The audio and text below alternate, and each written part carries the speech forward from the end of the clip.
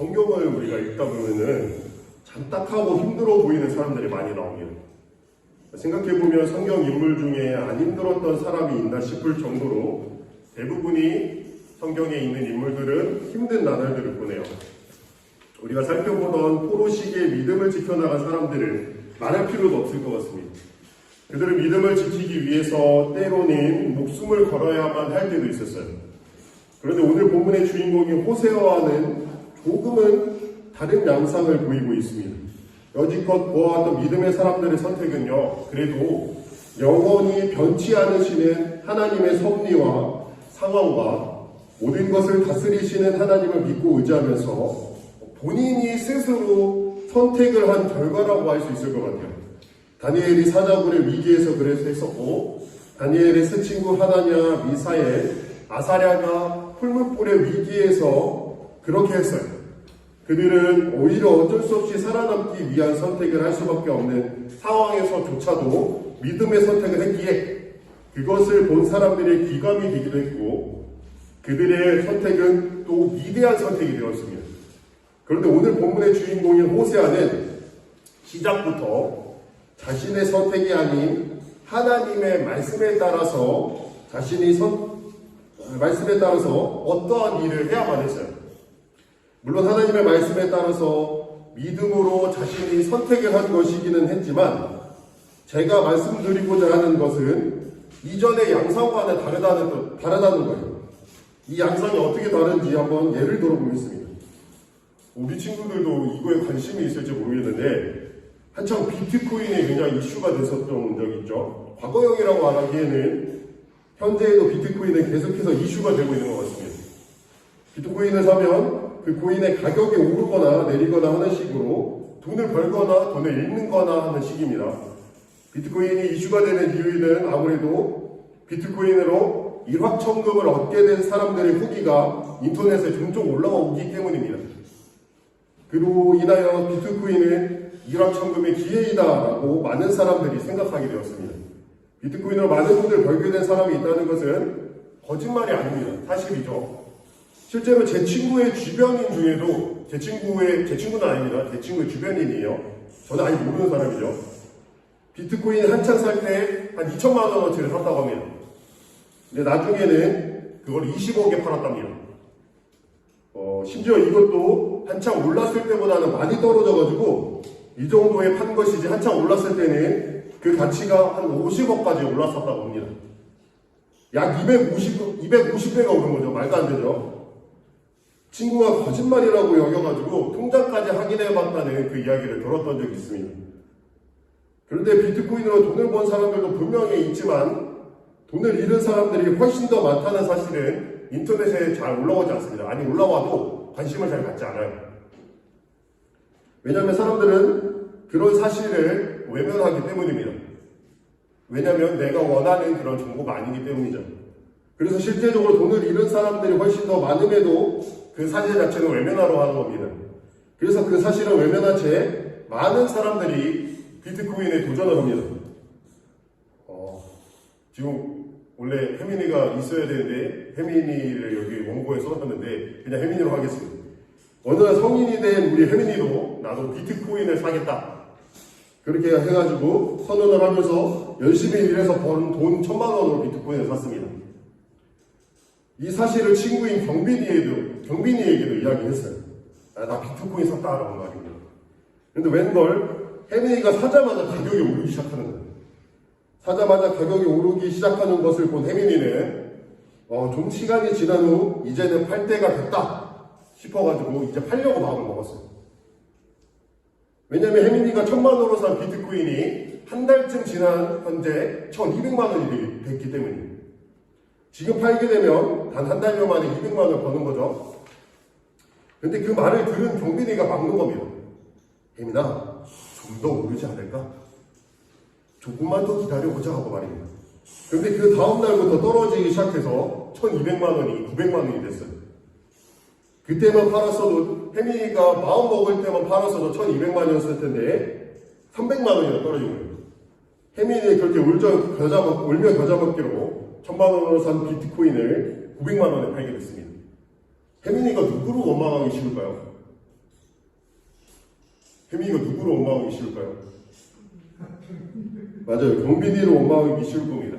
만약에 경빈이가 말을 한 것이 아니라 혜민이 스스로 생각하기를 1200만 원까지 올랐는데 1500만 원까지는 안 오르겠어 하면서 조금만 더 기다려보자 했는데 가격이 떨어졌어요.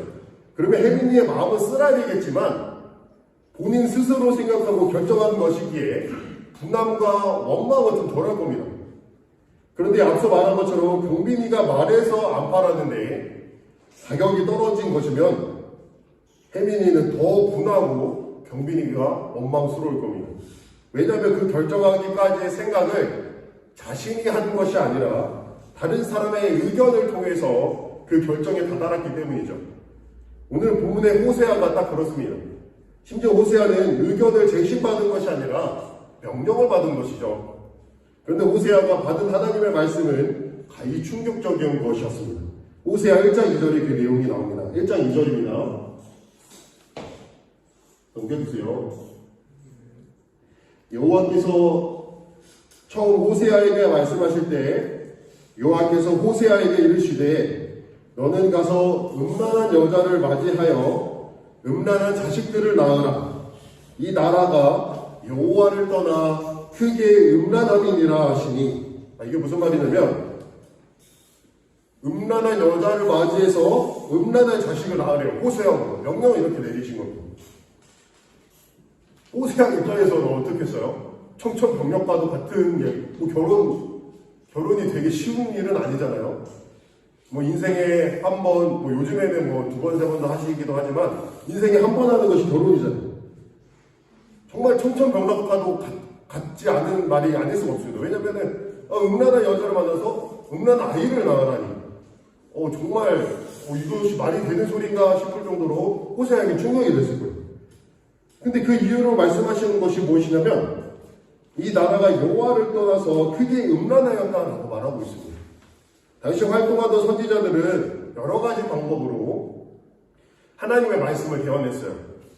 에스겔 선지자 같은 경우에는요, 다른 사람들이 보기에 기이해 보이기까지 하는 행위적 묘사로 하나님의 말씀을 전하기도 했습니다. 소똥을 계속 부어 먹는다거나 이런 식으로 해서 하나님의 말씀을 전했어요. 우리 예레미야 선지자는 눈물을 흘리면서 그 말씀을 전했죠. 그래서 눈물의 선지자라는 그런 별명을 얻기도 했어요. 이와 같이 호세아는 음란한 여자와 결혼을 함으로써 하나님의 말씀을 전하고 있는 거예요. 그런데 대체 무슨 말씀을 전하고자 이런 명령을 내리셨는지, 그리고 그 말씀을 이행하는 선지자 호세아의 입장은 어떨지를 중심으로 오늘 본문을 한번 풀어보고자 합니다. 호세아는 이스라엘의 최악의 왕 중 하나인 여로보암 2세 때에 하나님의 말씀을 대언하던 선지자였어요. 당시 나라는 혼돈의 때를 맞이하고 있었습니다. 외세의 침략이나 아니면 경제적으로 어려웠냐고요? 아닙니다. 솔직하게 정치적, 경제적, 군사적, 문화 등 모든 면에서 북이스라엘 최고의 전성기, 황금기를 이룬 왕이 여로보암 2세입니다. 사실 여로보암이라는 이 이름의 뜻은 백성이 번성케 되기를 원한다라는 뜻을 가지고 있어요. 여로보암 2세는요, 그 이름 뜻에 맞게 북왕국 이스라엘의 최고의 성장과 번영을 이뤄냈어요. 당시 왕으로서 41년 동안이나 통치를 했다는 것은 그 기간만 보아도 당시 태평성대를 이루었다는 것을 알 수 있는 반증이기도 했습니다. 황금기를 이룬 왕이라 말하는 것이 과언이 아니었다는 이야기죠. 그의 업적 중에 한 가지를 말해보자면 북왕국의 영토를 하맛 어귀에서부터 아라바 바다까지 확장시켰다고 해요. 여기서 하맛이라는 곳은 이스라엘의 저 북쪽에 위치한 상업적으로 번성한 상업 요충지였습니다. 이 하맛 땅이 이미 의미하는 바가 큰 이유가 뭐냐면요, 이 하맛 땅은 다윗 왕 때, 오로지 다윗 왕 때에 잠시 점령한 적이 있었을 뿐인 이웃나라 수리아의 영토이기 때문에, 이게 뭘 뜻하는 거냐면 이스라엘에게 있어서 다윗 왕과 솔로몬 왕이 통치하던 시기는 가장 번성하던 때를 의미하잖아요. 그렇죠? 다윗 왕과 솔로몬 왕 때는 이스라엘이 가장 번성하던 때를 의미합니다. 그러니까 그 다윗 왕이 점령한 적이 있던 그 영토까지 차지했다는 그 말이 뭐냐면요, 북왕국 이스라엘이 다윗 시대의 최고 전성기에 맞먹는 최대의 그 영토를 차지했다는 이야기가 되는 거예요. 다시요. 다윗 시대의 최고 전성기에 맞먹는 최대의 영토를 지금 북이스라엘 왕 여로보암 2세가 차지를 했다는 이야기예요. 앞서 말했다시피 여로보암의 업적은 영토에서 끝나지 않고 정치적, 경제적, 군사적, 문화 등에 통틀어서 큰 번영을 이루었습니다. 이렇게만 들으면 최고의 왕이죠. 그렇죠? 누가 뭐라 할 수 없는 왕이잖아요. 제가 근데 앞서 말하기를 혼돈의 때를 맞이하고 있다고 했잖아요. 그럼 이 말이 오히려 틀린 것처럼 여겨질 거예요. 왜냐하면 지금 너무도 나라가 부강하고 있으니까. 그러나 북이스라엘은 분명히 혼돈의 때를 맞이하고 있었습니다. 그 이유를 열왕기하 14장 24절에서 분명하게 가르쳐주고 있습니다. 열왕기하 14장 24절입니다. 여호와 보시기에 악을 행하여 이스라엘에게 범죄하게 한 느밧의 아들 여로보암의 모든 죄에서 떠나지 아니하였더라. 지금 소개하고 있는 여로보암 2세는 요아스의 아들입니다. 그런데 24절에서는 느밧의 아들 여로보암의 모든 죄에서 떠나지 아니하였다 라고 말하고 있습니다. 느밧의 아들 여로보암은요, 여로보암 1세를 말합니다. 이 여로보암 1세는 나라를 두 쪽을 낸 장본인이에요. 그냥 북이스라엘과 남유다로 나는 장본인 중에 한 사람이 여로보암 1세입니다. 그는 북이스라엘 왕국의 첫 번째 왕으로서 첫 단추를 잘못 끼웠어요. 여로보암의 죄는요, 예루살렘 성전까지 제사하러 가는 것이 어렵다고. 예루살렘은 남유다에 있었거든요. 그러니까 북이스라엘에서 남유다까지 제사를 하러 가는 것이 어렵다는 거예요. 그래서 자신의 거기 나라에다가 금송아지를 만듭니다. 남유다까지 내려가기 어렵잖아. 그러니까 여기다가 해. 너 하나님이니까 여기다가 하고 여거 숭배해. 하고 금송아지 신상을 만들어요. 운상을. 그래서 하나님께서 그 나라의 시작을 우상숭배로 시작한 그의 죄를 과시하지 않습니다. 그 북이스라엘 출발을 우상숭배로 지금 여로보암 1세가 시작을 한 거잖아요. 하나님은 그 죄를 과시하지 않습니다. 그 죄를 계속해서 기억하십니다. 지금 성경은 여로보암 2세는 우상숭배를 했던 여로보암 1세에 대해서 떠나지 아니하였다라고 말하고 있는 거예요. 여전히 여로보암 2세도 우상숭배를 계속해서 하고 있다는 이야기죠. 우리 친구들 생각에 그래도 나라를 번성하게 하고 강하게 하고 있는 그리고 또 백성들을 살기 좋게 만들었으면 좋은 왕 아닌가? 라고 생각할 수 있어요. 그렇지 않아요? 영토도 많이 했지, 백성들을 살기 좋게 만들었지. 그럼 좋은 왕 아닌가요? 좋은 왕 맞죠? 유민아, 좋은 왕 맞지? 그렇지, 그럼 좋은 왕이잖아. 백성들 살기 좋다. 그러나 하나님께서는 절대로 그렇지 않다고 이야기해요. 나라가 부강해지는 것보다 하나님과의 관계가 훨씬 더 중요하다고 말합니다. 좋은 일조차 할 수 없는 것이라고 이야기합니다.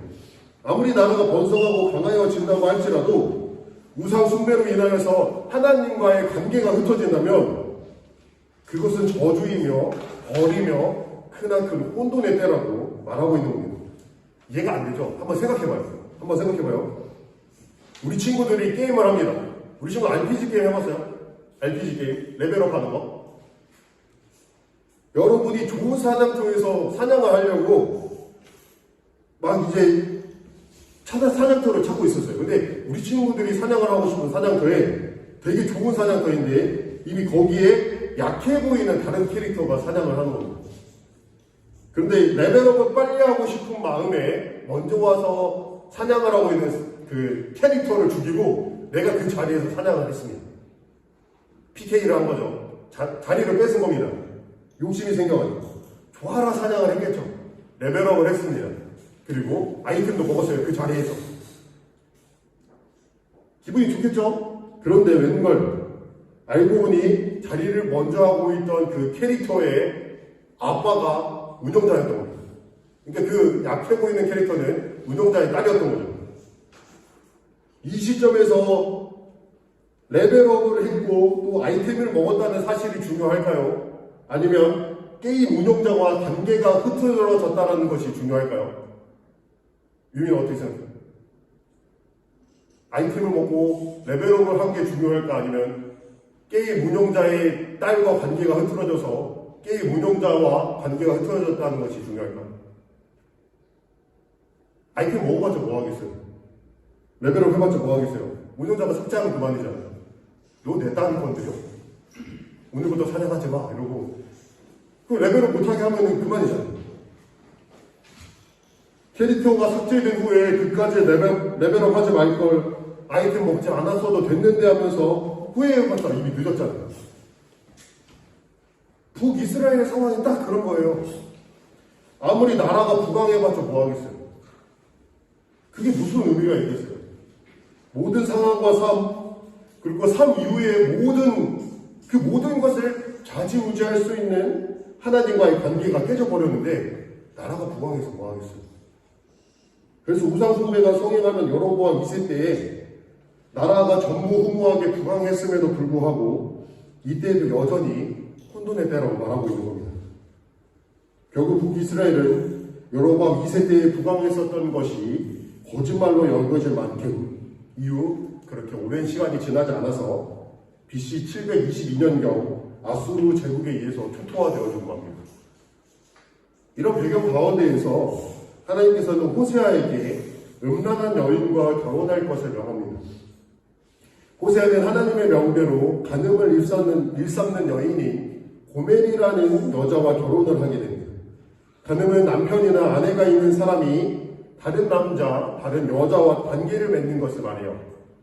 고멜의 간음으로 가정은 엉망이 되었겠죠. 더군다나 그들 사이에서는 3명의 자녀까지 있는 상황이었어요. 3명의 자녀는 엄마가 바람을 피우고 다녔으니까 가정이 온전히 있었겠어요. 가정이 완전히 초토화가 났습니다. 그런데 하나님께서는 호세아에게 이렇게 말씀하셨어요. 고멜의 그 바람에도 불구하고 그녀를 찾으라는 겁니다. 그녀를 다시 찾아와라 이렇게 얘기하는 겁니다. 그리고 오히려 내연남들에게 고멜이 진 빚을 다 갚아주고 다시 사랑과 신뢰로 고멜을 받아주라고 하는 겁니다. 고멜이 돌아다니면서 빚도 졌나봐요. 여러분, 다른 남자랑 바람을 피운 것도 열받아 죽겠는데 그 사람한테 진까지 갚으라니 화딱지 안 나겠어요? 호세아는 근데 하나님의 명령에 따라 그대로 행했어요.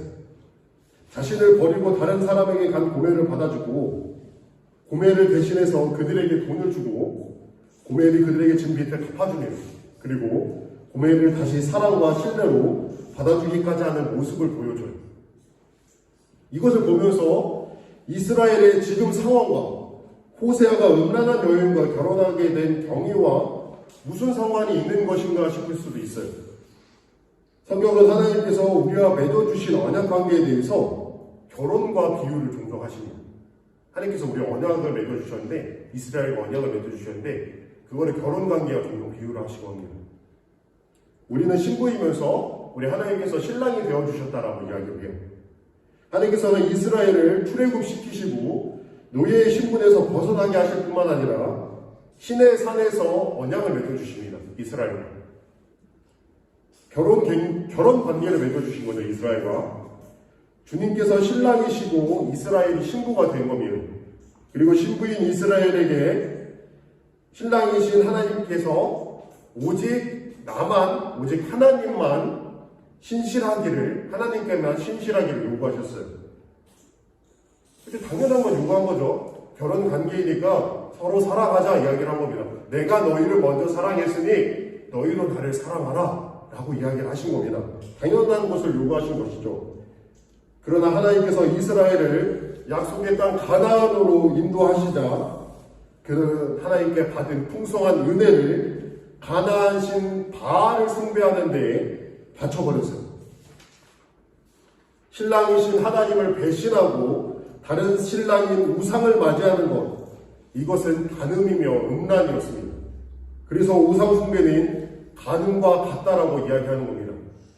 마태복음 19장 9절에서 내가 너희에게 말하노니 누구든지 음행한 이유 외에 아내를 버리고 다른 데 장가드는 자는 간음함이니라 라고 말하고 있습니다.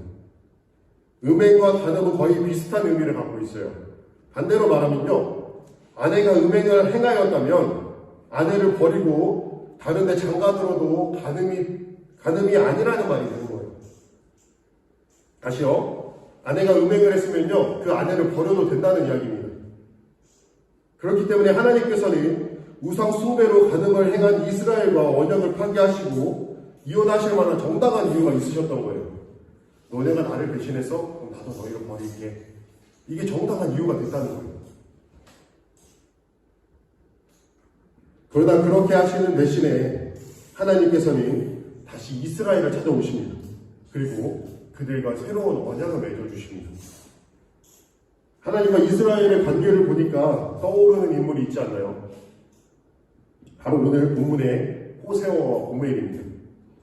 하나님께서 호세아에게 그런 명령을 내리신 이유는요, 이스라엘과 하나님과의 관계가 어떤 것인지 보여주기 위함이었으며, 하나님께서 이스라엘에게 행하신 사랑과 신실하심이 어떠한 것인지를 보여주기 위함이었습니다. 네, 여러분 한번 생각해 봤으면 좋겠습니다. 내가 사랑해서 연애를 하고 결혼한 사람이 다른 남자, 다른 여자를 만나고 바람을 피운다고 생각을 해봐요. 이거 생각한 것보다 더 끔찍한 일입니다. 믿었던 그 사람이 나 몰래 다른 사람을 만나고 다니는, 아니 대놓고 만나고 다니는, 나를 무시하는 거죠, 완전히. 더군다나 우리 사이에는 애가 3명이나 있어요. 근데 애는 나 몰라를 하고 다른 이성만 만나러 다니는 겁니다. 끔찍하지 않아요? 애는 집에서 울고 있는데 애는 돌보지가 않아요. 애는 돌보지 않습니다. 애는 배고파하고 애는 울고 있는데 애는 돌보지를 않아요. 그냥 다른 이성 만나는데 혈 아니면서 만나러 다니는 겁니다. 이것만 해도 복장이 터지고 다리가 풀릴 일이에요. 근데 그것뿐만이 아니라 빚도 졌대요. 데려오려면 그 빚을 갚고 데려와야 하는데 하나님께서 빚을 갚고 데려와서 다시 신뢰하고 살아나라는 겁니다. 얼마나 속이 타들어가겠어. 이것을 실행해야 한다니 얼마나 화가 나고 그 상황에서 그냥 도망치고 싶겠습니까? 다 때려치고. 이것을 행하라고 하신 하나님이 원망스럽기도 하지 않겠어요? 하나님 왜 나한테 이런 거 시키십니까? 그런데 호세아는요, 하나님을 원망하지 않아요. 그리고 하나님께서 말씀하신 그 말씀대로 그대로 행합니다. 왜냐면요, 이것이 하나님께서 이스라엘에게 먼저 행하신 일이기 때문입니다. 이것이 하나님의 사랑이며 하나님의 신실하심이라는 것을 호세아 선지자가 알고 있기 때문이었습니다. 그리고 호세아 본인도 이미 하나님께 받은 사랑이었기 때문이었습니다. 그리고 이것이 저와 여러분을 사랑한 방법이라고 이제 말씀하고 있는 겁니다. 이스라엘이 먼저 사랑받을 만해서 하나님께서 사랑하시는 것입니까? 이스라엘은 먼저 하나님을 배신하고 하나님을 떠나갔습니다. 그럼에도 하나님께서는 돌아오라고 말씀하십니다. 그럼에도 그들은 돌아오지 않았습니다. 이스라엘이 우상숭배 한두 번 했습니까? 한 해, 2해 했어요. 수백 년간 우상숭배를 합니다.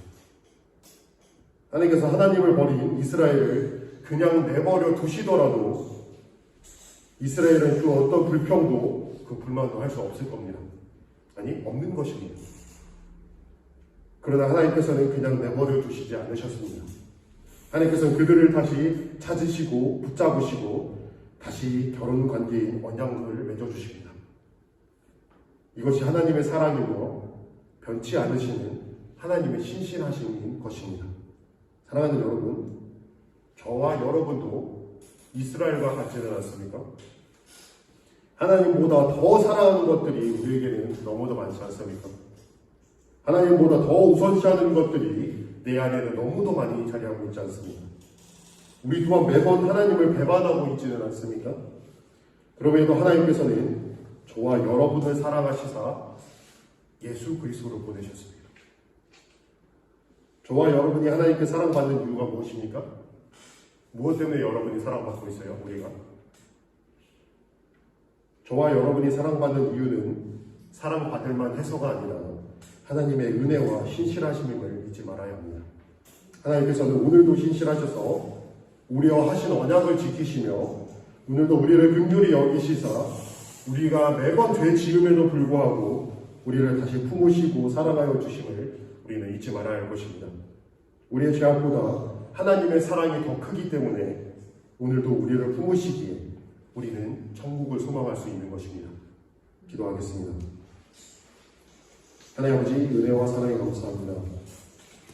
오늘도 하는 고백이지만 이것이 습관의 고백이 아니라 하나님 아버지의 은혜와 사랑이 너무도 감사해서 하는 그 고백임을 다시금 고백합니다. 하나님 아버지, 하나님 아버지의 은혜와 사랑을 더욱더 긴밀하게 느낄 수 있게 하여 주시옵소서. 그리고 그 사랑과 은혜를 잊지 않게 하여 주시옵소서. 우리는 하나님 아버지의 사랑을 잊은 채 살아갈 때가 너무도 많습니다. 그렇게 우리의 삶 가운데 기쁨이 없고 허덕임과 지침이 우리의 삶을 가득 메울 때가 얼마나 많은지 모르겠습니다. 우리의 삶이 어떠한 희망도 소망도 없이 나아가는 것이 아니라 하나님에 대한 소망과 하나님께서 베풀어 주시는 은혜와 사랑에 대한 기쁨이 넘치게 하여 주시옵소서. 하나님께서 호세아와 고멜을 통하여 보여주신 것은 우리에게 다행히 충격적인 일이 아닐 수 없었습니다.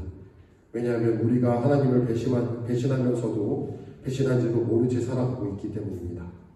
우리는 매번 하나님을 배신합니다. 하나님의 말씀을 어긴 채 살아갑니다.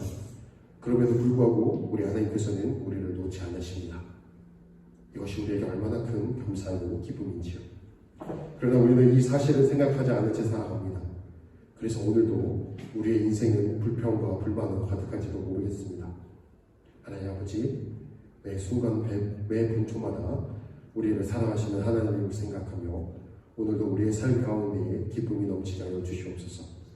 우리 하나님의 사랑을 떠올리며 오늘도 나아가게 하여 주시옵소서. 그리하여서 우리의 삶이 소망과 희망의 삶이 되게 하여 주시옵소서. 이 모든 말 예수님의 이름으로 감사 기도 드리옵나이다. 아멘.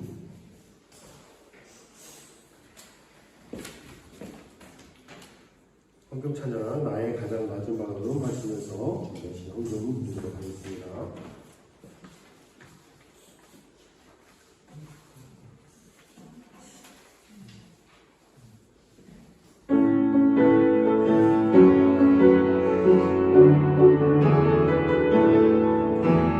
나의 가장 낮은 마음 주님께서 기뻐하시고 작은 일에 느끼게 하시는도다. 내가 지쳐 무력할 때 주님 내게 힘이 되시니 아름다운 하늘 나라 내보내주시는도다. 우리에게 축복하신 하나님 사랑 낮은 자를 높여주시고 아름다운 하늘나라 허락하시고 내 모든 것 예비하시네. 찬양함의 기쁨을 감사함의 평안을 간구함의 하나님 알고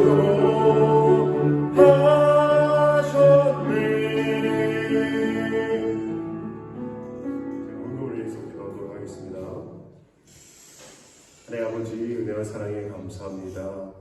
오늘도 우리 하나님 아버지의 은혜와 사랑에 감사하는 그 마음을 가지고 우리 하나님 아버지 앞에 헌금을 드렸습니다. 헌금은 교회에 돈을 내는 것이 아니라 하나님께 그 감사한 마음을 드리는 것이라는 것을 다시 한번 생각하게 하여 주시옵소서. 헌금은 내는 것이 아니라 헌금은 드리는 것입니다. 우리 하나님께 드려지는 그 헌금을 우리가 귀중하게 여길 수 있도록 은혜를 허락하여 주시옵소서. 헌금을 드렸습니다. 헌금이 쓰이는 곳곳마다 그리고 헌금을 드린 그 손길마다 하나님 아버지의 은혜가 드려지기를 소망하오며 이 모든 말 예수님의 이름으로 감사하기도 드리옵나이다. 아멘. 기도문 하심으로 예배를 마치고 목화 시간 갖도록 하겠습니다.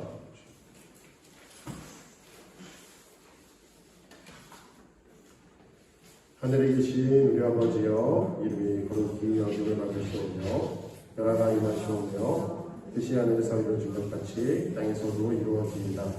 오늘날 우리에게 일용할 양식을 줍시고 우리가 우리에게 죄 지은 자를 사하여 준 것 같이 우리의 죄를 사하여 줍시고 우리를 시험에 들게 하지 마옵시고 다만 하나님께서 구하옵소서. 세계의 나라와 권세와 영광이 아버지께 영원히 있사옵나이다. 아멘.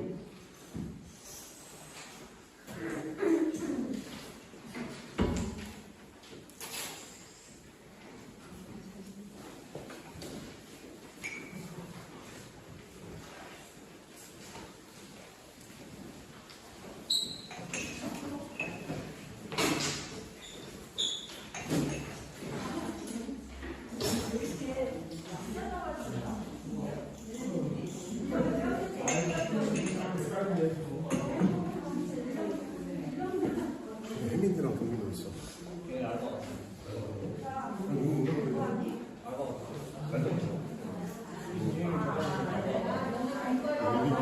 우리 얼마? 이동은?